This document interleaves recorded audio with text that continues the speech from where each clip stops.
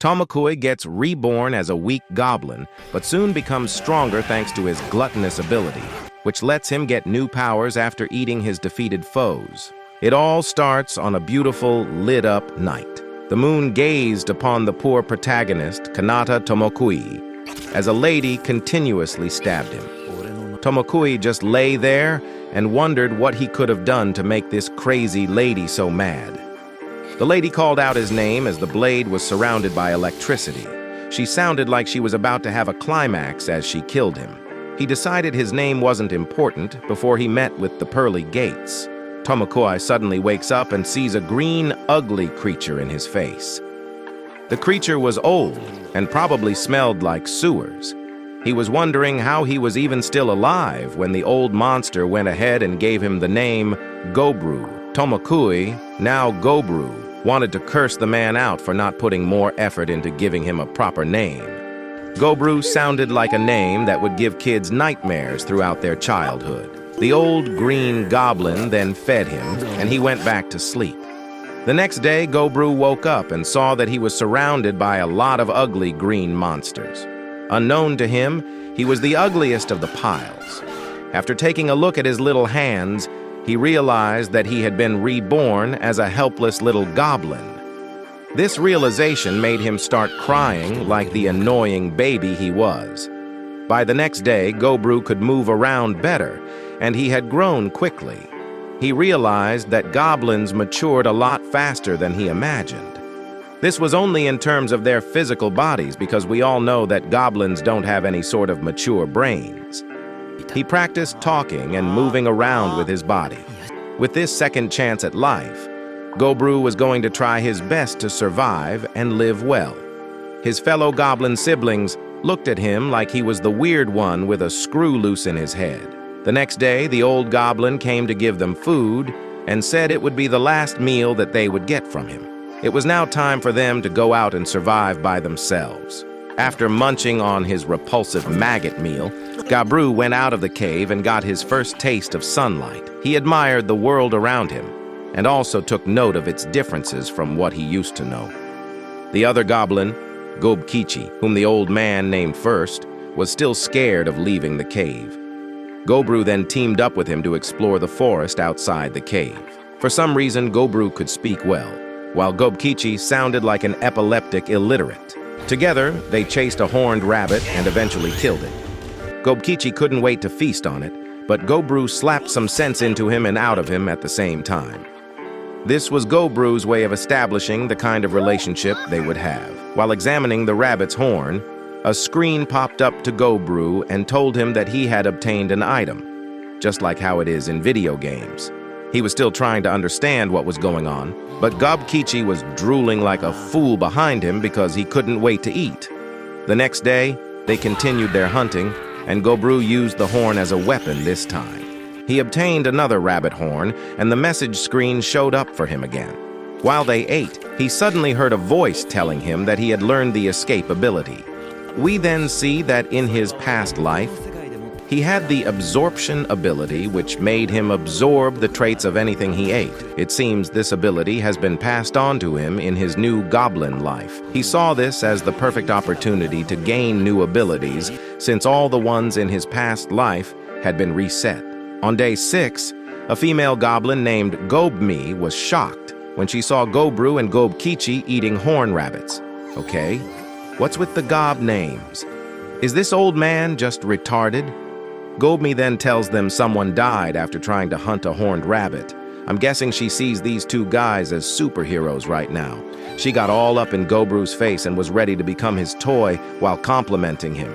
She should calm down a bit and act like she's been here before. Sadly, she just saw Gobkichi as a piece of trash. Gobru then asks her to come with them to hunt the following day. Unfortunately, it started raining the next day. They couldn't go hunting, but it was the perfect weather for Gobmi to turn Gobru into a father. Gobru went to the storage that day to look for materials he would use for a new weapon. He came across a group of human women inside, and you can guess why they were there. Further proof of why I said goblins' brains never mature. He took a stone and started carving it into a knife. Then Gobji, the old goblin, who's terrible at giving names, came to talk to him. Gobji says that Gobru will level up very fast if he continues and reveals that he is at level 86. Also, how the hell is this old man just in his 20s? The next day, Gobru continued hunting with Gobkichi and Gobmi. As they ate, he gained new abilities. On a particular day, they got ambushed by a swarm of bats. But Gobru used his abilities to kill them, which in turn gave him new abilities as he feasted. The other goblins envied them as they stared at the thought of having such a meal. I guess not everyone is built for a good life. The little runts tried to ambush him at night, but they got beat to a pulp. The next day, after hunting an orc and eating to their fill, Gobchi and his group brought back the remaining food to the rest of the goblins. The next day, Gobkichi and Gobru had evolved into hobgoblins. They decided to head out and test their strength by fighting each other. Gobru obviously beat up the meathead without stress. He then noticed a pack of wolves attacking other creatures nearby. While Gobmi fired arrows from a distance, Gobru and Gobkichi took the rest on in close combat. After defeating the wolves, Gobru took a bite of the leader and gained new abilities before bringing the rest of the food back to the cave. I don't know how, but he was already wearing modern clothes. This is someone who woke up naked a few seconds ago. He decides to teach the rest of the goblins how to hunt and make weapons. Just like that, he decided to spend the rest of his days as a gluttonous monster while training his comrades. After some days, he comes across Gobmi, who has evolved as well. Gobru woke up Gobji the next day to bury the human women who had killed themselves with poison. Gobru and Gobji then burned the bodies. After a few days, Gobru continued training his army of goblins, including the ones from his generation. He was slowly making his age mates his slaves, and the poor guys didn't even have a choice. They suddenly got approached by a group of goblins, and Gobru was ready to fight. Gobji stopped him and told him that they were the raiders and also the fathers of his generation. So this stupid boy was really about to go and fight his father. What a horrible offspring. The raiders came back with more human women. Apparently, goblin DNA is so strong that they'll produce children when they breed with a different species. Gobru wasn't happy about this and requested to look after the captured women, but the guy he spoke to was about to smash his head into the ground. The two generations were about to get into a fight, but a goblin lady came to stop them. I guess men are always starting and stopping wars over women. These guys were really about to wipe themselves out because of women from a different species. The two women who showed up were Hobsato and the mage, Hobsei. This stupid naming convention must be a generational thing. They decided that the leaders of the two generations should fight, and the winner would decide what the village would do henceforth. Gobru quickly beat up the older leader and tied him up like a spider would do to its prey. He didn't even allow the man to be defeated with a bit of pride, just straight up disgraced him in front of his kids. He learned how to produce spider silk after eating a demon spider. It's now Gobru, your friendly neighborhood spider goblin. Yeah.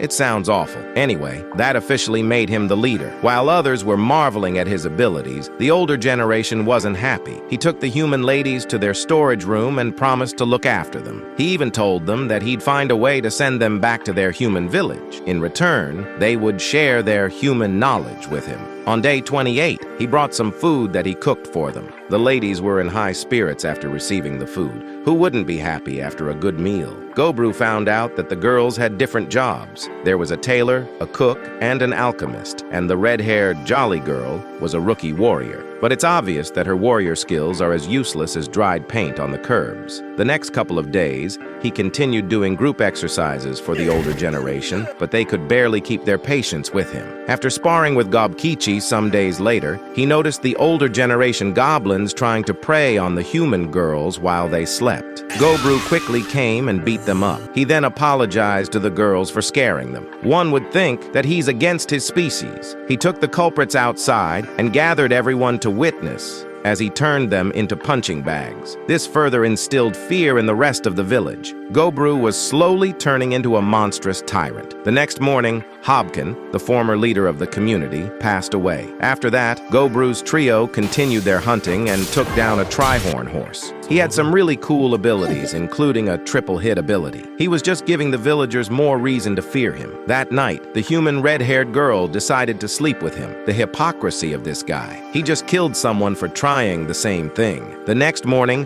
Gobmi was on the other side of the bed, and he was having the best of both worlds, literally. Gob, who had been carrying their gear, had evolved into a hobgoblin by that morning. He decided to venture into the northern part of the woods, after seeing how strong his attack magic was. Gobro came across a red bear, which Gobji warned them about when he was younger. Rather than run away, he decided to fight the bear. Maybe he had a second death wish, or he's getting really greedy with these abilities. Either way, they might just roll up the credits soon. Meanwhile, Gobmi and the rest were getting really worried since he hadn't returned after a while. Gobru was really struggling against the bear, which proved to be a crazy monstrosity. Tell me why this bear has a fire breath. The god of this world just decided to mix and match anything. Gobru stuck his sword inside the bear's mouth as it was breathing out fire, but that didn't save him from getting smacked around. Even with his disadvantage, he still didn't give up. His gluttonous nature took over, and he sliced off the bear's head while getting stabbed by its claws at the same time.